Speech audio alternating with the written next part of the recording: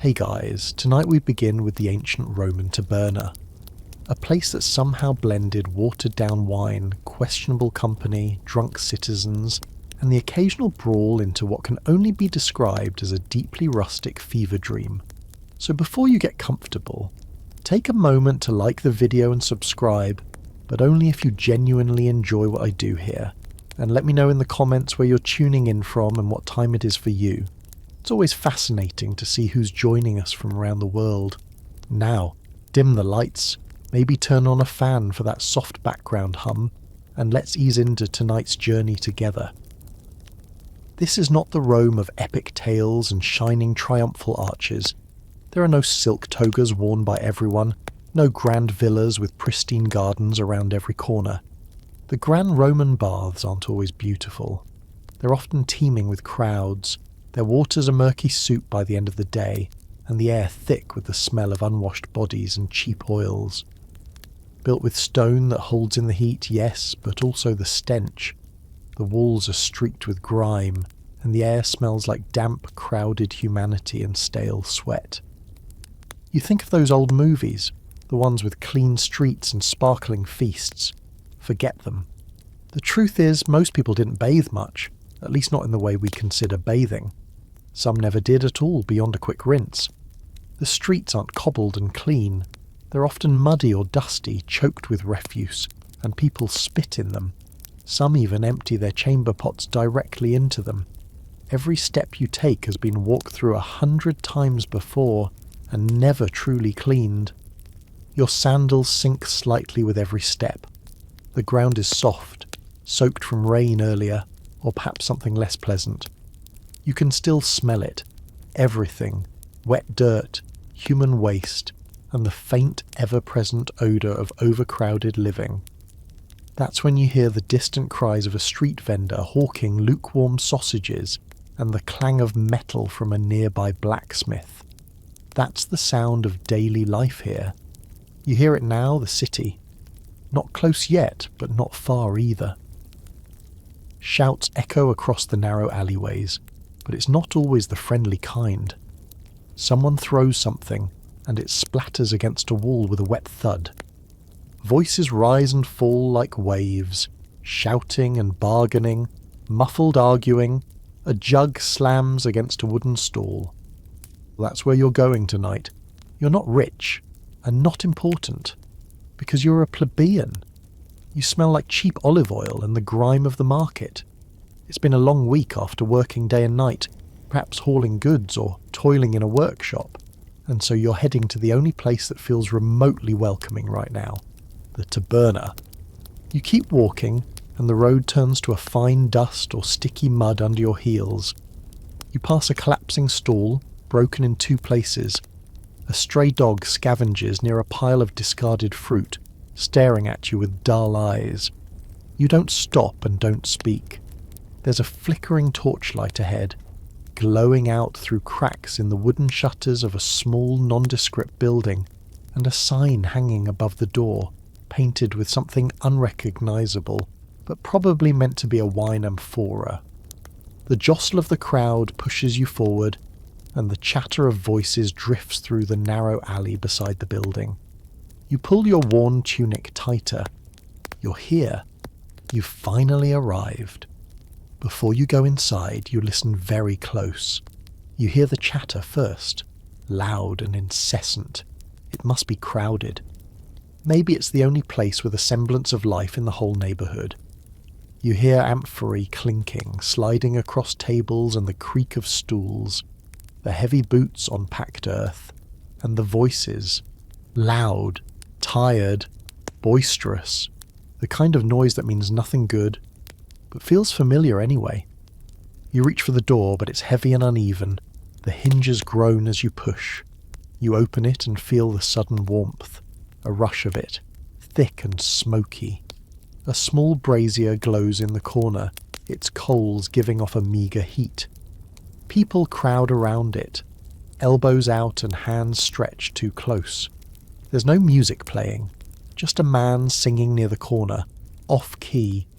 It's more like a drunken wail, slow and repetitive. You can't tell if it's a song or a lament. A woman walks past you with a tray. You don't know what's on it. It smells like stale bread and something slightly burnt. Someone burps loudly. You step inside fully now. It's dark mostly. Only a few oil lamps hang on the walls, their wicks sputtering, casting long, dancing shadows. The tables are all uneven. They're covered in spills and crumbs. One man is asleep with his face down.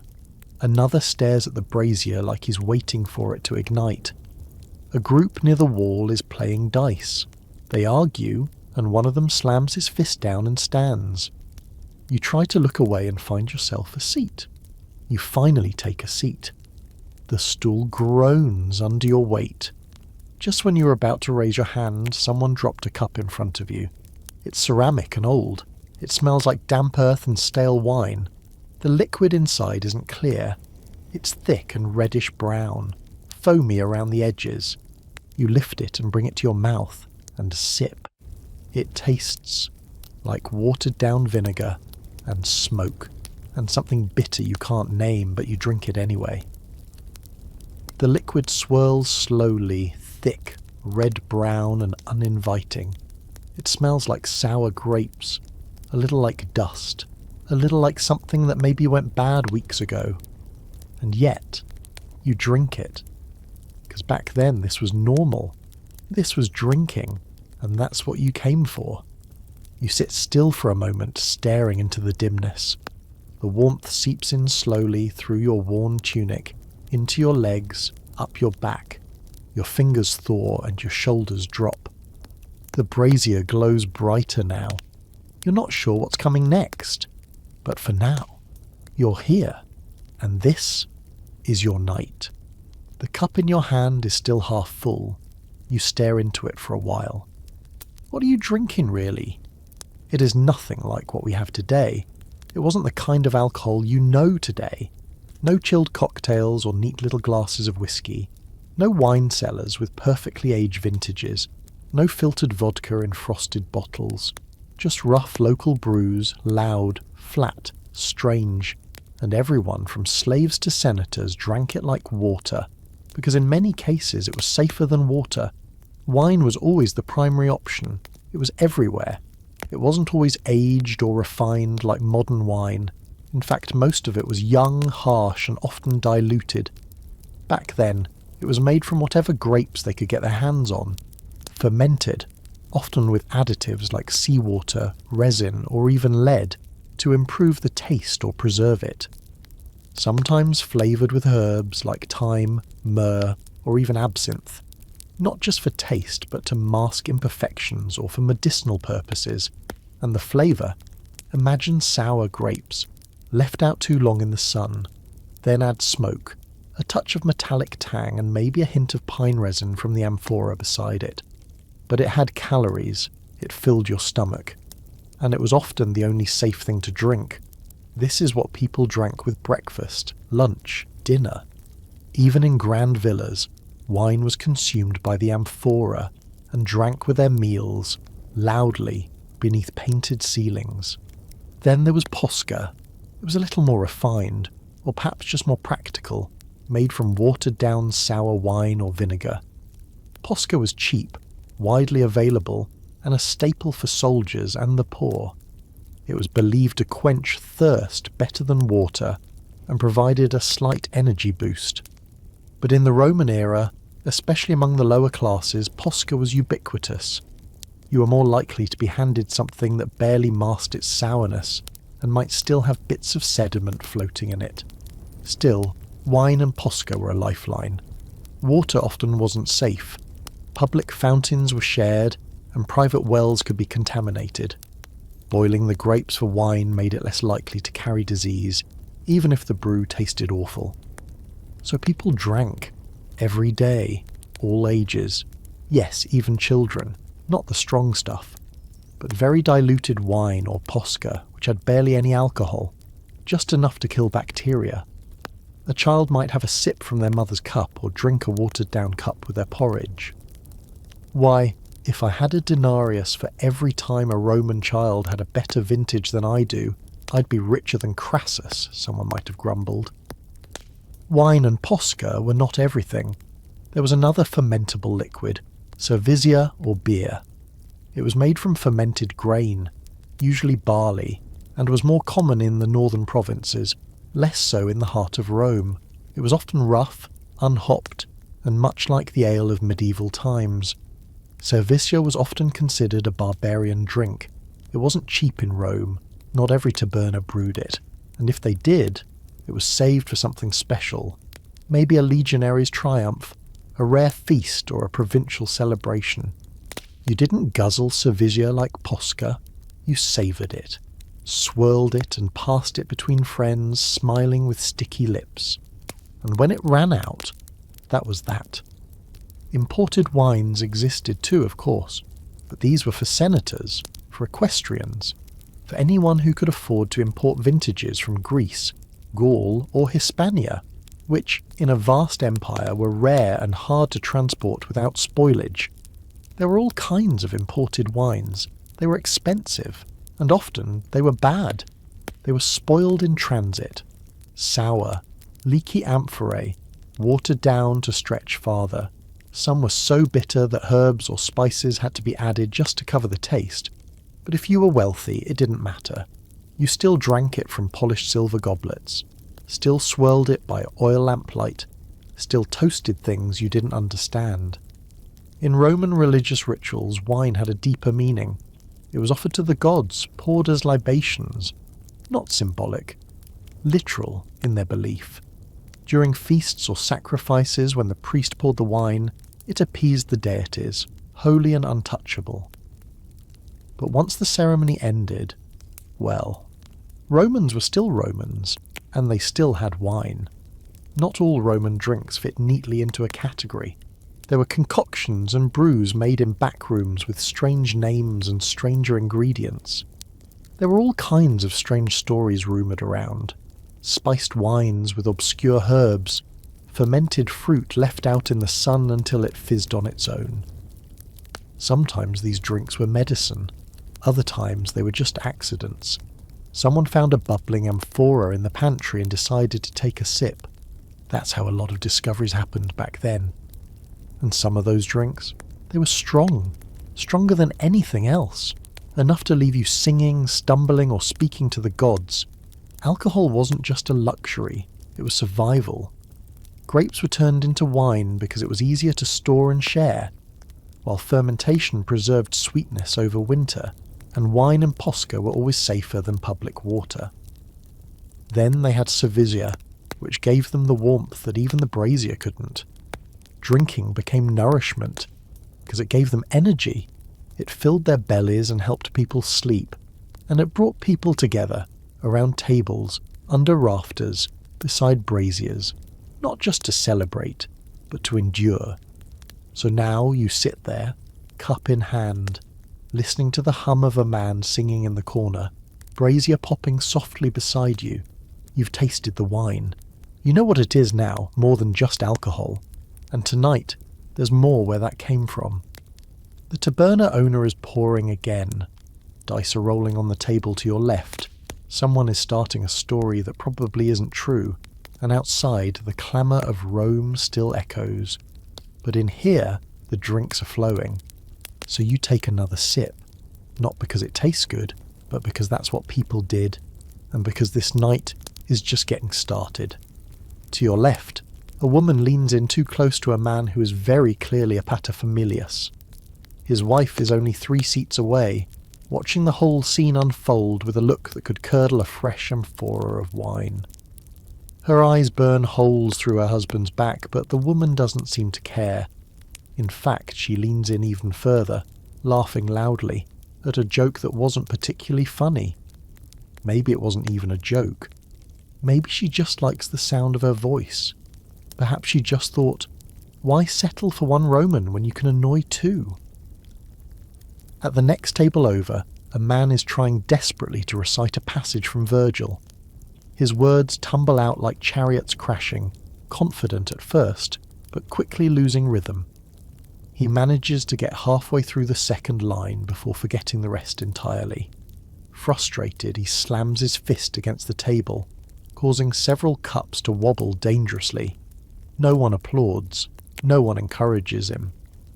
They just glance his way, then look back down into their drinks. He clears his throat and starts again, determined and slurred, heroic in his own head. Behind you, someone is snoring, loudly. His face is smashed against the sticky surface of the table, one cheek flattened against a ring of dried wine. A slow trail of drool slips down toward a puddle left by someone else's drink. No one tries to wake him. No one even comments. He's part of the taberna now, like the stools or the smoke in the rafters, permanent, unmoving. Then suddenly you hear a crash. A stool tips over with a clatter that pierces through the murmurs. Two men leap to their feet, one shouting angrily, while the other grins like a fool. It's unclear what sparked the tension. Maybe an insult, maybe a spilled drink, but whatever it was, it's grown fangs. The first man throws a shove. The second one laughs harder, almost daring him to try again. There's movement everywhere. A ceramic cup topples, a dog barks. Someone stumbles too close to the brazier, and the coals hiss as sparks leap out. For a moment it looks like everything will unravel, but it doesn't. The fight fizzles out like wet tinder. The shouting continues a little longer, trailing off into hoarse laughter. Then, absurdly, they hug. It's awkward and sudden and maybe a little too long, and just like that, it's over. Someone slides a cup into their hands. They sit down again like nothing ever happened. That's just how it goes here. You're not sure how long you've been sitting. One cup turned into two, then three. Time doesn't move the same way here. It doesn't tick. It sways. Like the oil lamp overhead, swinging just slightly in the draught. The voices around you have softened into a blur. A warm, drunken hum that's part speech, part singing, and part snoring. The brazier glows slower now, casting sleepy shadows across the packed earth floor.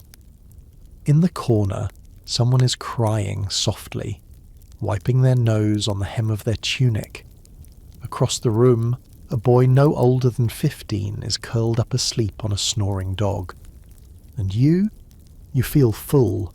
Not from food, though you've had plenty of greasy olives and stale bread to soak up the wine, but from something heavier, something thick and buzzing in your chest. The heat, the noise, the slow, creeping, honey-thick haze of alcohol winding its way through your blood. A figure slumps onto the stool beside you, his eyes half closed but still managing to focus. He grins at you crookedly, breath thick with garlic and something sweeter. Without introduction, he leans in and offers you a riddle. His words are slow but surprisingly clear. I have cities but no houses, forests but no trees, and water but no fish. What am I? You blink. Your mind, fogged with drink and the heat of the room, tries to piece it together. You say the first thing that comes to mind. It's wrong. The man lets out a wheezy laugh and slaps the table. Wrong, he says. You're a Roman who skipped geography class. You don't argue. You just raise your cup and drink again. Because here, logic is optional, and the night is far from over. The room smells worse now. Not surprising, not unexpected, just stronger. There's sweat in the air, thick and earthy like the walls themselves are sweating. Wine, too, it's spilled across tabletops, soaked into the floor, crusted onto tunics and cloaks. And underneath it all, a sharp bite of burned fat rising from the brazier where someone forgot the meat was still turning. The oil lamps are sputtering more quickly now, their oil pools at the base like exhausted gladiators sinking to their knees. The brazier is burning lower, still warm but no longer proud. It flickers like it's trying to stay awake. And then, from somewhere in the far corner, a voice rises again. It's the same man from earlier, the same song, still off-key, still impossible to follow, but this time others joined him, one by one, hesitant at first, then braver. A drunken choir forms. The voices aren't pretty, but they're loud, joyful, tangled together like roots beneath a shared memory. The words are slurred, half in Latin, half in something older, but it doesn't matter. You hum along anyway, even if you don't know the tune, because it feels right, because it feels warm, because this is what people do when the world spins slowly and the brazier glows gold. You lean back against the wall. The wooden stool shifts beneath your weight, creaking slightly like it's sighing with you. Your eyelids grow heavy, but you don't fight them. Someone beside you starts to tell a story. Their voice is low and muddy, the words tumbling together like wet leaves.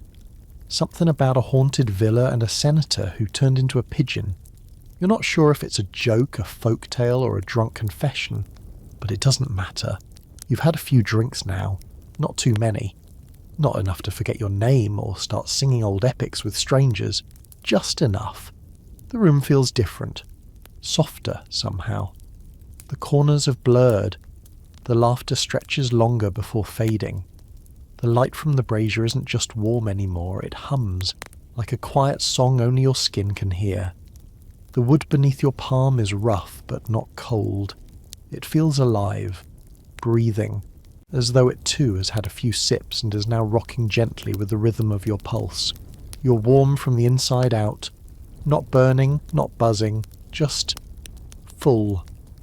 Your body feels heavy, but not in a burdensome way. Heavy like a toga on a cold night, grounding, anchoring.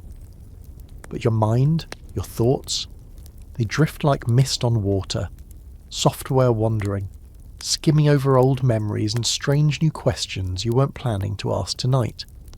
And you pause for a moment, just a moment to wonder, what's happening to me? Because this isn't how the scrolls show it. You're not slurring your words or dancing on tables. You're not belting songs or picking fights. You're just here, somewhere between alert and asleep, between the floor beneath you and the sky above. You're not exactly drunk, but you're not entirely sober either. Something shifted. But what? Let's talk about what's really happening. Not just how it feels, the warmth in your cheeks or the swirl behind your eyes, but what's actually happening inside you. The quiet, slow science of surrender. The transformation in your blood, your brain, your breath. Because the truth is, the drink doesn't just stay in your mouth. It travels and speaks in chemicals. Alcohol in the Roman era was much weaker than what we drink today.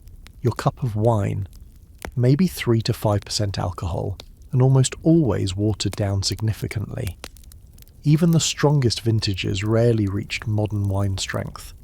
Spirits as we know them now didn't even exist yet. Distillation was unknown, so strong spirits were unheard of. Most people were drinking what we'd now call low-alcohol beverages, but they drank them all day, every day, with breakfast, with supper, at work, at weddings, after funerals, before the battle. So yes, people got drunk, but not fast, not from one cup, not even from two. It happened slowly, cup by cup, sip by sip, like sleep creeping in behind your eyes. You didn't notice it at first, but suddenly you were laughing louder than you meant to, leaning in too close, swaying without realizing it. That was the magic of it, and, well, the danger, because no one really knew what alcohol was doing inside them.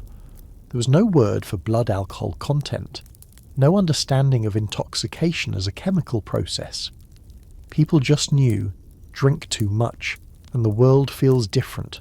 They called it being merry, or wind up, a little foolish, a little free. Sometimes that was good. Sometimes it ended with someone in the alleyway, or in the stocks. There was no concept of responsible drinking, no social campaigns, no helpful posters, no taberna owner cutting you off. If your cup was full, you drank it.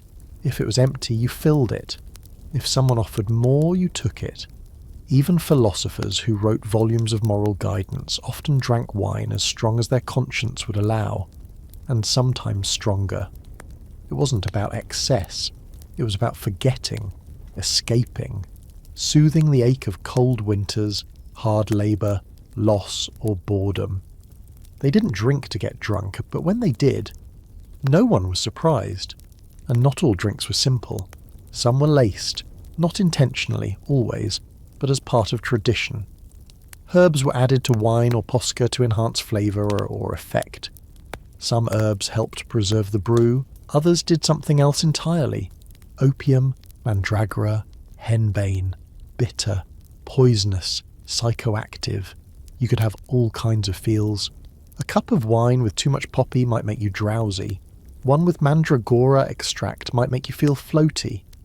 A priest tonic might send you dreaming while you're still wide awake. People didn't always know what they were drinking, they just knew what it did.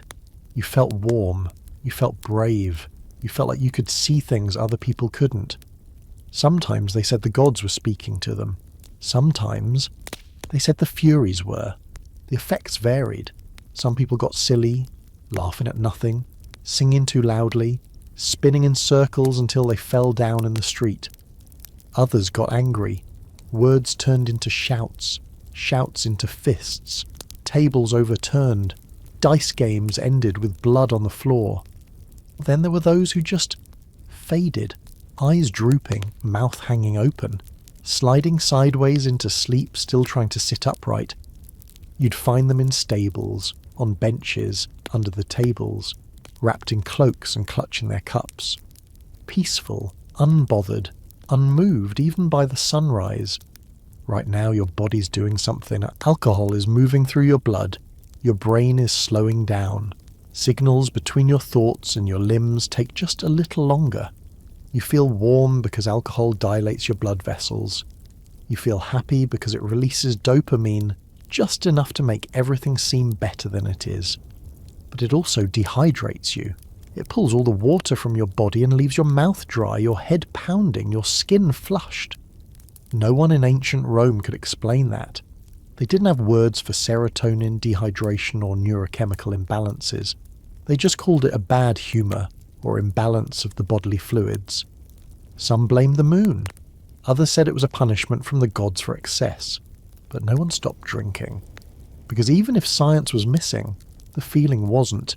You're still you, but looser, lighter, softer. That's what Roman people craved most. Not oblivion, just relief. From pain, from memory, from hunger, from life. Just a moment where nothing hurt and nothing mattered. Some went further. They mixed their drinks with things they shouldn't have. Crushed berries with unknown effects. Bark from trees is best left alone. Animal fat, ground bone, even ashes. Was it a ritual? Was it desperation? No one wrote it down, but the stories lasted. A man who drank wine mixed with powdered mushroom and saw muses. A woman who claimed she could hear the thoughts of rats. A senator who predicted a famine, then forgot what year it was. Were they drunk, or was it something else? We'll never know. What we do know is this. People didn't drink like us. Not in shots, not in neat glasses. They drank from whatever they had. Drank whatever was offered. Drank until they forgot, or until they were remembered. Their alcohol was part of life and death. And now, your thoughts are slower too. You wake up in the dark, not your bed, not even a bed. Just something rough and hard, poking you in the ribs. You shift slightly, and it rustles. Straw. There's straw in your mouth, some stuck to your cheek, more tangled in your hair. You sit up slowly. Everything aches. Your head, your back, your eyes. Your tongue feels like it's been dried out and left on a windowsill for a week. Your mouth tastes like ash and something else, something sour, like bad cheese left in the sun. You try to swallow, but your throat protests. It feels raw and scraped, like you swallowed something sharp in your sleep. You blink, and you find that the light is dim, flickering in through gaps in the wooden stable walls. A rooster calls out in the distance, somewhere close by. A horse snorts, and then the smell. It hits you slowly like smoke. Not just hay and dirt, but something worse. You glance to your left, someone threw up in a bucket. Not long ago. It still steams. You're not alone in the stable. There are two others lying nearby. One is snoring. The other might be dead or just sleeping face down in a puddle. A donkey stares at you from the corner, blinking slowly. Judging you, maybe. You stand. Try to, anyway. The world tilts just enough to make you sit again. Your head throbs with every heartbeat. You press your hands to your temples, it doesn't help. This is a Roman hangover, and no one warned you about this part. No one talked about the way your body would rebel the morning after, the way your thoughts would feel like pebbles rattling inside your skull, the dryness in your mouth, the way your knees don't quite bend right, the stabbing behind your eyes that makes sunlight feel like punishment. You hear trumpets sounding in the distance, not alarm trumpets, legionary trumpets. A soft, echoing call that floats through the city like fog, and beneath it, the distant hum of daily life. Soldiers. Down the road they're already marching barefoot across stone, singing softly, peacefully, like they didn't drink a drop last night. You hate them a little for it. You step outside into the cold morning air. It bites your face. You stagger across the dirt path. Somewhere in the city a dog barks. A crow calls once, twice. The brazier from the taberna has long died out. Smoke still trails lazily from the chimney, and the stories have already started. You hear them as you walk through the Roman Forum, slow, limping steps. People standing by public fountains, washing their faces and pretending nothing happened. But they're whispering. You hear fragments. Did you see the brawl? She slapped him with a fish. I think he tried to kiss the statue. No, it was his statue. They pause as you pass, watch you, then keep talking once you're gone. Everyone's piecing together the night before like a puzzle made from broken pottery and bruised egos. You remember flashes. You touched someone's shoulder. Or was it their knee? Someone spilled wine on your toga and said it was a blessing.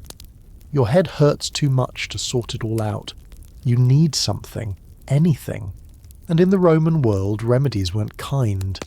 You reach for a bucket of water, splash some on your face, but it stings. Your skin feels like it's been scraped with sand. You take a sip, but cautiously. It tastes fine, which is a surprise. But water won't fix you.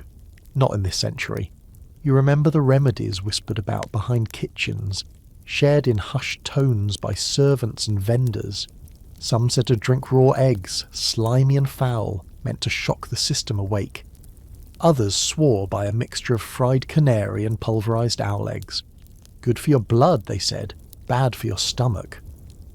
One remedy involved a deep-fried sheep's lung, eaten raw to draw the sickness out. You don't know who came up with that one. Probably someone who also drank too much the night before. Turns out the sheep's lung was just a suggestion. A very bad suggestion. There's also a legend that chewing burnt toast soaked in wine will balance the humours. You try none of these. Because the thought of chewing anything makes your stomach twist like a rope. Instead, you sit on the edge of a horse trough, watching a pigeon peck at mud, and you just exist, in pain and in silence. The world moves slowly around you. Citizens are going about their day. Children chasing stray dogs. A woman is tossing slop out the window. You wonder if they've always lived this way in this haze of aftermath, this tender regret. Maybe they don't even think of it as a hangover. Just another morning, another price for one night of forgetting. Someone hands you a small cup. No explanation. It smells sharp. You drink it. It burns down. You cough. But your head stops spinning just a little. You nod in thanks. The person nods back. You don't know them, but it doesn't matter. But for now, all you can do is sit and breathe and wait for the world to come back. This is how mornings felt back then. After drinking, after dancing, after something you can't name. You were alive, but still a little emptier and a little more real. The soldiers pass by the forum again. still marching, still barefoot. You watch them disappear into the fog. Maybe you'll drink again tonight. Maybe not. But what if you were a noble, though? Well, a completely different story from the plebeians. You're not in the stable anymore. You're not in the taberna. Tonight, you're in a domus of marble, tall ceilings and echoing laughter, oil lamps dripping down long bronze sconces. The first thing you notice is the glow. Soft golden lamplight flickers against frescoed ceilings as you enter the grand hall. Shadows sway gently across the walls, cast by bronze sconces and thick columns that look like they've been standing since time itself had bones. The space feels like a temple, but it isn't holy. Not tonight. It's alive. The walls hum with low conversation, the clink of goblets, and the quiet slide of silk and linen over polished marble benches. Music drifts in from the far corner, slow, delicate lyre strings, the kind that seem to hang in the air a moment too long before fading into silence. You're no longer a plebeian in a cramped taberna. You're someone else now, dressed in a toga that drapes elegantly, with gold rings on your fingers and your hair styled meticulously. You walk slowly, because that's how nobles walk, like they've got nowhere to be and the whole world has to wait. And tonight, no one is in a rush.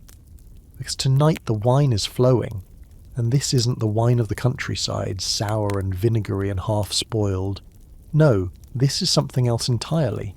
Imported, spiced, aged. The goblet you're handed is cold and heavy, cast from silver with a rim so thin it sings if you tap it just right. The wine inside is a deep crimson, darker than blood, with threads of gold swirling in the lamplight. It smells sweet at first, like crushed berries warmed by the sun, but beneath that is something sharper. Cinnamon, maybe, or cloves. You can't quite tell, and it doesn't matter. You take a sip.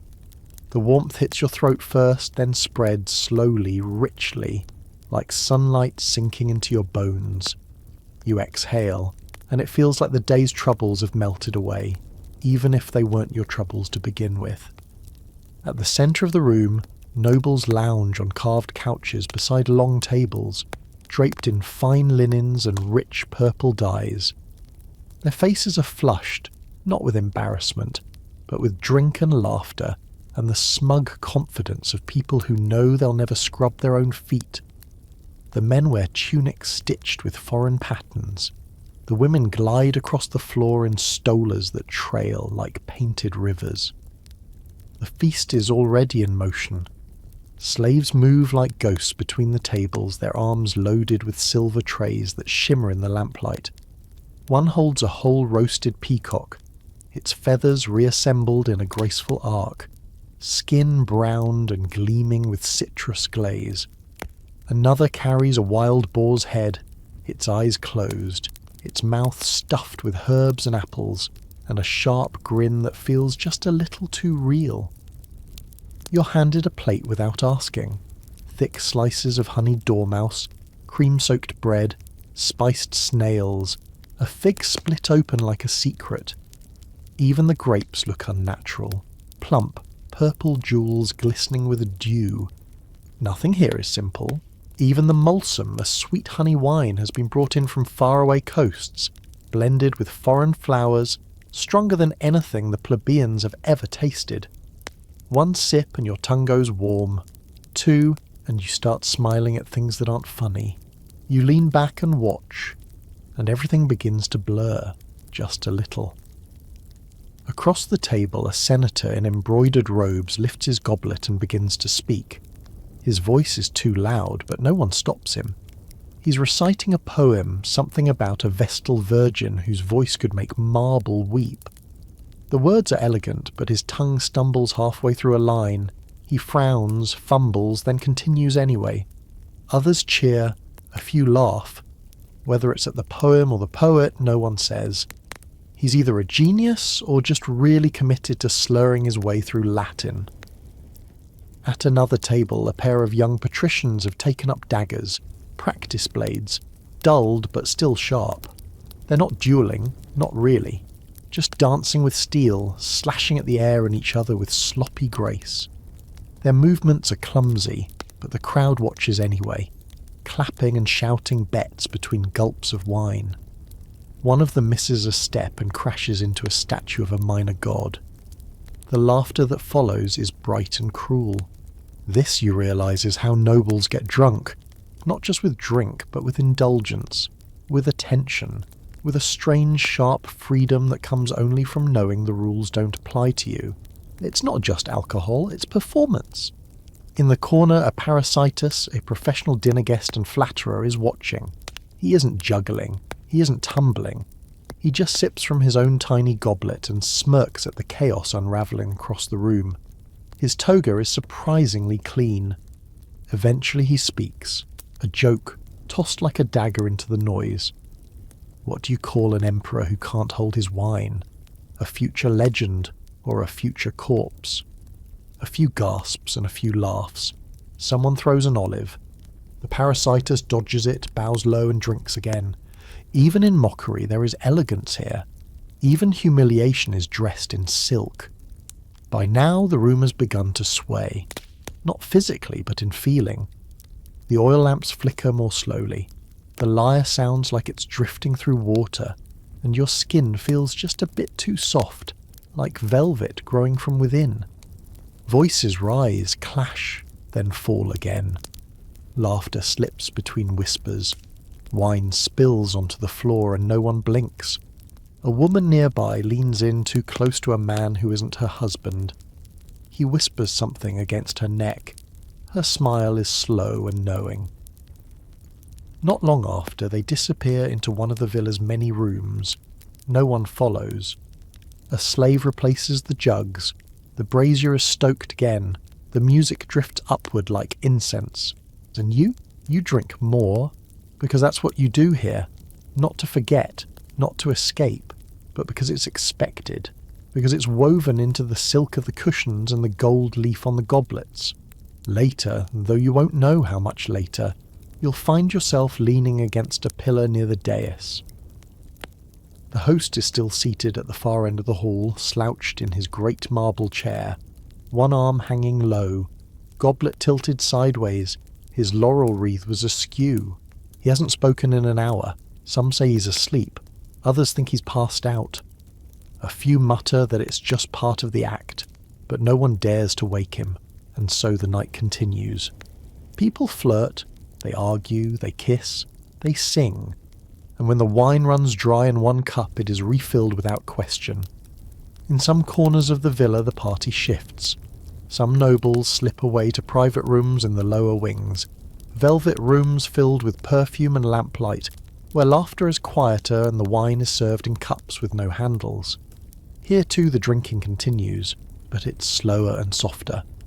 Fingers trace glass rims, lips press against shoulders, names are forgotten, and that's the point. This too is the nobility's intoxication, not in quantity but in indulgence, in the freedom to want, and to have. By the time the sky begins to lighten, pale blue pressing against painted windows, the hall is nearly empty. A few remain. One is asleep beneath the table. Another hums a lullaby to himself, his head cradled in his own hands. A third sits perfectly still, eyes open, watching the last of the oil lamps burn down to pools of oil. You sit beside him, breathing slowly, goblet empty, head full of silk and fog. You realise that this world is not yours. Not really. But for a few hours it was. And in the morning, with trembling hands and a mouth tasting of spice and iron, you'll remember nothing specific, and the softness of gold against your fingers. It's quiet now. Not the silence of sleep or comfort, but something more sacred. Stone silence. Holy silence. The kind that echoes, even when no one speaks. You're standing inside a Roman temple right now. Long walls of grey stone stretch high above your head.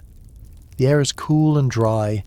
It smells of old marble, damp incense and burning beeswax. Oil lamps flicker in rows, their flames dancing gently in time with the soft murmur of prayers drifting through the halls. You feel small here because you're meant to. But there's something else in the air, not just the smell of incense. Wine. Yes, wine.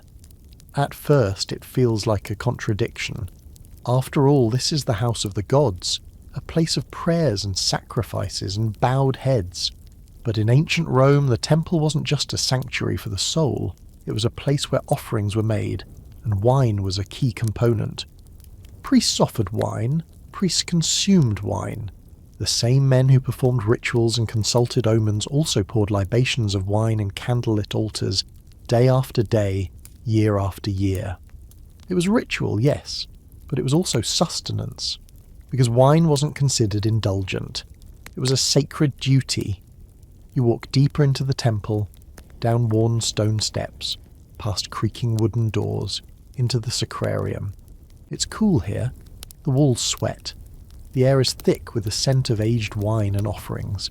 There are amphorae everywhere, stacked like slumbering giants, sealed with wax and prayer. A priest passes you, nodding solemnly. His toga is stained with dark splashes of wine. His hands smell of grapes. He doesn't smile, but he seems at peace. Because in this space, wine isn't a temptation, it's tradition. Founded on the principle of pietas, meaning piety or dutiful respect, and religio, referring to reverence or religious observance, they believed offering wine to be both holy and necessary. And it was. Wine supported the temple financially. It was safer to drink than the water. It gave nourishment rich in calories, often thick enough to sustain. Priests consumed it during long ceremonies, calling it divine sustenance. Some even believed it helped them connect to the divine. The slight buzz of fermentation brought warmth to prayer and loosened the knots of the worldly mind. To them, the gods weren't offended by a cup of wine. They were part of it. Of course, not every cup was sacred. For every careful priest steeped in piety, there was another who let the amphora pour just a little too long. And for every temple that monitored their drinking strictly, there was another that did not. You hear the stories whispered in the shadows of stone corridors. A Vestal virgin found slumped beneath a statue of Vesta, snoring softly, clutching an empty goblet like a relic. A flamen who confessed, shaking and pale, that he had watered down the sacrificial wine to cover his own indulgence. A Pontifex Maximus, long dead now, who once serenaded a statue of Jupiter with a drinking song learned from a visiting Greek actor. The contradiction was constant. Sacred ritual, earthly pleasure. The line between the two is often blurred, like oil melting into a marble floor too long ignored. You walk past the altar now, it's empty. But the wine is still there, not in goblets but in a silver patera, which was a shallow bowl used for pouring out liquid offerings sitting quietly on the altar. This is the offering to the gods, the priest says during a ritual, and no one laughs, no one questions it. Because wine isn't just a beverage here, it's a miracle, a transformation. Grapes turned into something divine, just as grain becomes bread. To drink wine is to accept that mystery, to believe, even if only for a moment, that the gods speak in flavours, not just words. But after the oil lamps are snuffed and the ceremony is over, the same wine waits in the cellars, not consecrated, not holy, just amphorae, and people are still people, even priests. You can almost imagine it now. A group of tired men in white togas huddled near the brazier on a cold winter night, passing a cup between them. No sermons, no silence, just the warmth of fermented grapes and the comfort of shared breath. They wouldn't write it down. But it happened. It always happens. Because spiritual discipline didn't cancel out human weakness. It just asked you to start over each morning. Some priests felt the weight of this more than others. You hear it in the silent prayers, muffled whispers behind the curtains, guilt, thick and clumsy, pouring out in half whispers. Forgive me, Jupiter, for I drank during vigil. I took 3 cups instead of 1. I used the strong batch, the one meant for the emperor. And sometimes silence. The kind of silence that means the guilt is too old, too familiar to speak out loud anymore. The augur listens and assigns a penance, not always harsh, sometimes just more prayer, sometimes fasting, occasionally exiled from the sacrarium for a season, but the temple always forgave. It had to. After all, its walls were built on both scripture and wine. Outside, trumpets ring again, soft, echoing, but not urgent. They mark the hour, perhaps the evening watch. You return to the cellar. Oil lamps burn low. Their oil trails melted time-down bronze holders. The marble statues are dark now, only reflecting the inside. Priests pass in slow procession, chanting in Latin. Their voices rise and fall like waves over stone, and you feel it. That strange blend of discipline and softness, a life lived in rhythm, structured, repetitive, but with room, always, for warmth. A sip of wine in silence, a cup of posca shared after evening prayers. A quiet acknowledgement that holiness doesn't always come clean or dry. Sometimes it bubbles. You sit at the edge of a bench watching the procession fade, and you wonder, were the gods disappointed in their drinking? Or did they smile knowing that even their most devoted needed something earthly to hold on to? Bread, wine, song, fire. A goblet passed in the dark, a breath shared between prayers. These things tethered priests to the world, kept their feet on the ground even as their minds chased Olympus. Not all temples brewed, not all cults allowed it. Some were stricter, colder. But even there the idea lingered that alcohol could be holy, that fermentation wasn't corruption, it was a transformation, just like the soul. You stand now quietly. The oil lamps are almost out. The priests are long gone. The wine remains, still, quiet, waiting. Maybe it will be blessed tomorrow. Again, maybe not. But tonight it sits in the dark like everything else. It's night time again. But not the warm, golden night of marble halls and laughter. Not the quiet stillness of the temple, where the wine was sacred and every sip was wrapped in prayer. No, but this night is colder, darker and rougher around the edges, and the drink tastes different. You're back in the city now. The brazier in the taberna has burned low, casting long, thin shadows that crawl across the packed earth floor like creeping ivy. The songs have ended. The dice have been packed away, or hidden under tunics and cloaks, and the men who were once singing together are now staring across the room with narrowed eyes. It always starts this way. Soft tension and a wrong look, an accidental nudge, or worse, a winning hand. Someone stands up too quickly. Their stool clatters backwards. Another slams a ceramic cup down, wine sloshing out like a wave, foam trailing across the table. Voices rise, but not in song this time. Angry, slurred words and accusations. You cheated. That was my coin. He touched her arm, way too long. You called me a pig. Say it again. A stool is thrown. A fist lands. Someone laughs until they don't. An amphora breaks. And just like that, the taberna erupts. The sound is all at once. Wood cracking and cups crashing to the ground. A woman screaming, laughter mixed with growls. The brazier is knocked sideways. Sparks spit up like angry bees. Someone drags a man out the door by his toga, where they continue the fight in the mud. You press yourself against the wall, hoping to disappear into the shadows. But in ancient Rome, no one was safe from a drunk man's rage. And once the drink took hold, properly took hold, anything could happen, and often did. There were laws, of course. Every city had them.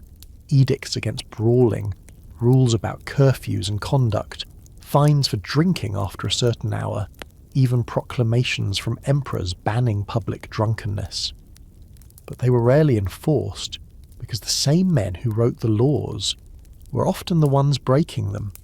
A Praetorian guard drinks too much and forgets his post. A merchant gets caught urinating against a temple wall, but he knows the Adele. A slave stabs a man over a bet, and as long as no citizen complains, is forgotten. But sometimes, only sometimes, the city decides to punish someone, to make an example. You hear it in the morning, the heavy thud of sandals walking across the forum, the clack of iron chains, and then the sound that makes your stomach twist. A scream, sharp and short, followed by the steady whip crack of leather against flesh.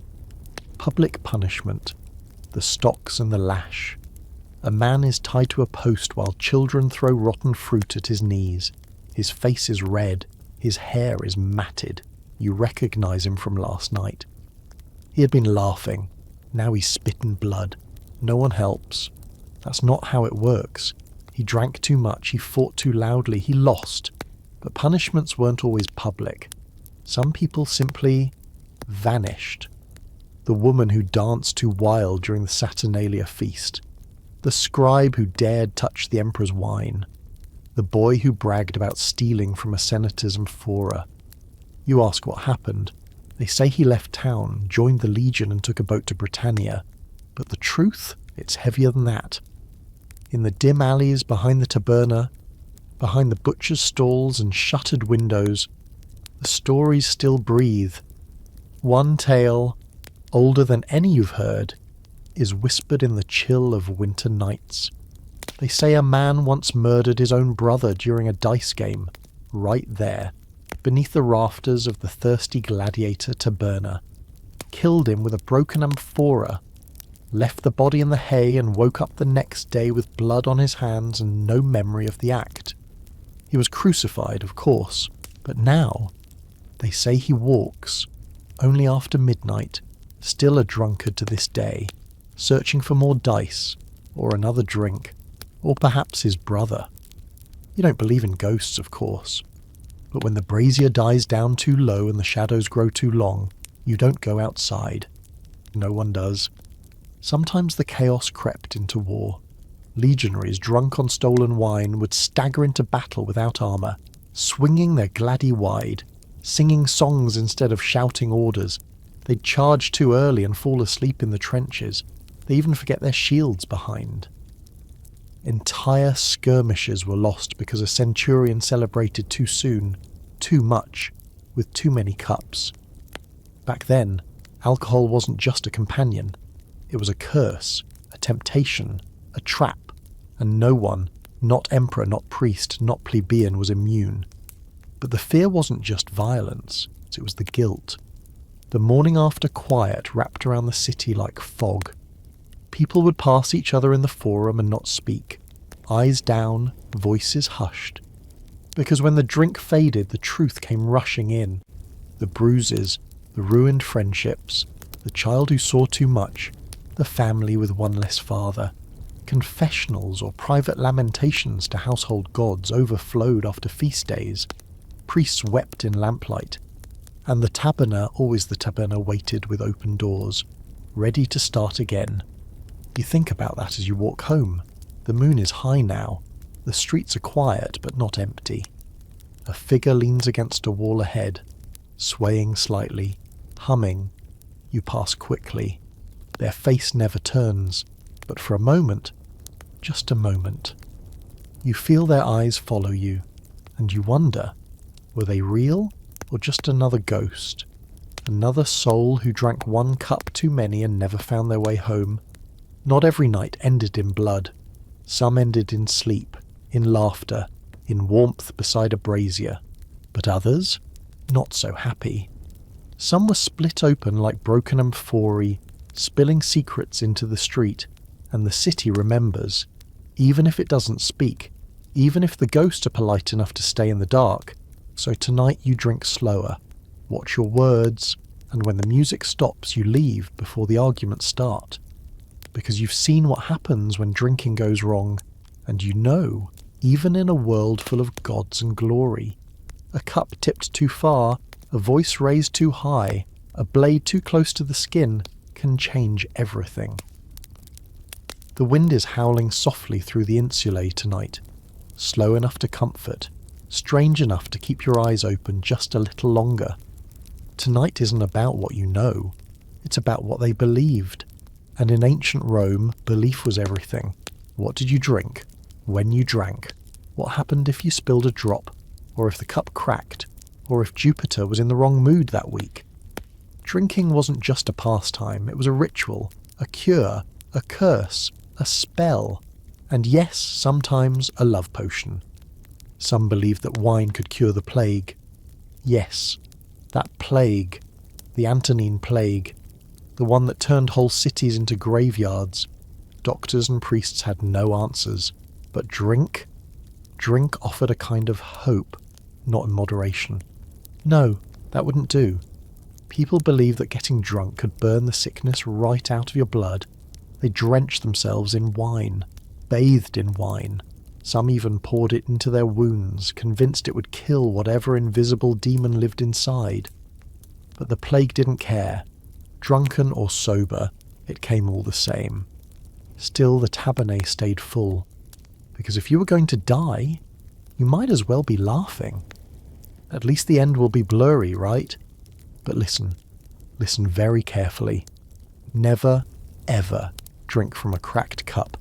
That was the superstition. A chipped rim was bad luck. A hairline fracture meant misfortune. A shattered goblet, that meant death. Some said the break let in evil spirits. Others believed it signalled betrayal, that the friend who handed it to you meant you harm. So if a host served you wine in a damaged cup, you didn't drink it. You left, without explanation. And maybe you told the local priest later, just in case. Then there were the taberna keepers, not just owners, taberna keepers, often freedmen or slaves running these establishments, long before the craft became dominated by elaborate banquet halls. They hung painted signs outside their doors to show when the wine was fresh. Yes, the same signs that would later be associated with taverns. They wore rough tunics at the market so thirsty customers could spot them in a crowd, and people feared them, not because they were evil, but because they were skilled. Their wine made people talk too much, dance too hard, forget too quickly. They must be putting something extra in the amphora, the rumours said. Maybe herbs, maybe hexes.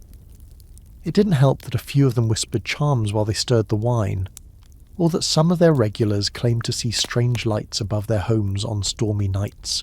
And so, over time, taberna keeper became a word spoken with suspicion. They poured the drink, but they also brewed fear. Of course, alcohol wasn't always dangerous. Sometimes it was romantic. Take Mulsum, for example, the honey wine of feasts and celebrations. Mulsum wasn't just a drink, it was a promise. Newlyweds in some regions were told to drink Mulsum every day for the first full month after their wedding. 30 nights, 30 sweet, sticky sips. The idea that the honey would sweeten the marriage, that the womb would be blessed, that love would root itself deep and last. That's where the word honeymoon comes from, though the Romans didn't use that specific term. A month of mulsum, a month of magic, a month where you hoped the drink would carry your heart across the years. And if it didn't, well, at least the mulsum was good. But not all drinking was rooted in romance or ritual. Some of it lived in the stars, because in Roman times, alcohol and astrology were tangled together, like vines around a trellis. They believed that each planet ruled different kinds of drinks and different reactions. Venus governed wine, software sweet, romantic, the kind of drink that made you speak in rhyme or confess your secrets in a garden. Mars, on the other hand, ruled over fire, heat, courage, fermented bravery. He was blamed when men drank too much and fought in the street, when daggers were drawn, when things were said that couldn't be taken back. Even the most sceptical kept an eye on the sky, because you never knew when your cup might turn from comfort to chaos. There were drinks for dreams too. Herbal wines laced with poppy or mandragora and brews soaked with lavender and wormwood. Some were meant to help you sleep. others to help you see visions. A cup of temple-brewed sacred wine was said to call gods into your dreams. A sip of rosemary-infused posca might help you remember a life you hadn't lived yet. No one could prove it, but they kept drinking anyway, just in case. And of course there were dangers. Some claimed a man once drank a cursed batch of blackberry wine and came to for 3 nights straight. When he woke up, his hair had turned white, and he refused to speak of what he'd seen in the dream. Others swore that on the coldest nights of winter, you could still hear his voice in the wind, reciting prayers in a tongue no one recognized. No one could find the wine again, but they searched. Even centuries later, people still search. And finally, perhaps the strangest belief of all, some said that when you drank, your soul loosened. Not in a metaphorical way, but literally. The soul floated just a little bit above the body. That's why people forget things after drinking. That's why some claim to see themselves from above. Why others believed they were talking to spirits, not dead ones, but the living ones. The ones inside themselves. And if the soul loosened too much, well, that's when trouble began. The hangover wasn't from alcohol, they said. It was from dragging your soul back down. You hear the wind now. It brushes gently against the windows as if carrying all those strange stories on its back. The brazier pops softly beside you. Somewhere, water bubbles, tea, maybe, or something older. And you wonder, what will people say about your drinks hundreds of years from now? Will your coffee feel like a ritual? Will your wine glass carry superstition? Or will some curious listener hear your story whispered through wind chimes? And wonder why you never noticed your soul, floating just above your head as you sip something warm in the dark. The taberna is quieter tonight. No shouting, no dice slamming on tables, no cups crashing to the floor in a spray of foam. Just a few soft voices, a lazy snore, and the low hum of the wind pressing gently at the wooden walls like a lullaby no one quite remembers. You're here again, one last time. The old door creaks as you step in. The air is warm, thick with the scent of toasted bread, wax and ashes from the brazier that never really dies. You walk to your favourite corner, the one near the brazier. The stool waits for you like it always does. And when you sit, your body sighs, like it too has been walking for a long, long time. Just you and the drink. You wrap your fingers around the handle. The clay is warm as if someone else held it just before you. It's not the sharp burst of mulsum or the bitter snap of posca. It's smoother now, softer. The flavour of burnt honey and something else you can't name. A storyteller sits near the corner, murmuring gently. No singing, just words.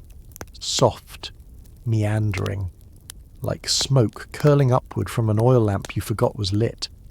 The tale isn't one you recognise, but it feels familiar somehow, like something your grandmother might have hummed while grinding grain, or a melody buried in a dream you only half remember. At the table beside you, your friend dozes off mid-sentence. His cup slips from his fingers and rolls into the straw. No one minds. Everyone's too tired, or too full, or too far gone in their own quiet thoughts. You look around. The brazier has dimmed, casting shadows that sway gently across the walls, like dancers who have forgotten the rhythm but keep moving anyway. Someone laughs in their sleep. Someone else yawns, long and deep, as if drawing in the very last breath of the night. You take another sip and feel your eyelids grow heavier, not from exhaustion, from something older, quieter, like the world itself is asking you to rest. And then it happens. You place the cup down, you lean your head on your arms, and sleep finds you. The taberna fades away. When you open your eyes again, you're standing in the street, alone. No one calls your name. No doors creak open behind you. The fog is thick. Moonlight barely spills through it, but your feet move anyway. Forward. You walk past the old bakery, closed now, with ivy curling up its windows. Past the blacksmith's forge, silent and cold, the anvil was still warm from the ghost of yesterday's hammer. Past the temple, where someone left an oil lamp burning. It flickers through the carved stone like a heartbeat behind coloured marble. And on you go, through the forum, past the rostra, past the place where the old man swore he saw a god one night, and no one ever questioned it. The stars are out tonight. Faint, scattered across the sky like freckles on the face of something ancient. There's no wind now, only the sound of your footsteps on the damp road, soft and steady.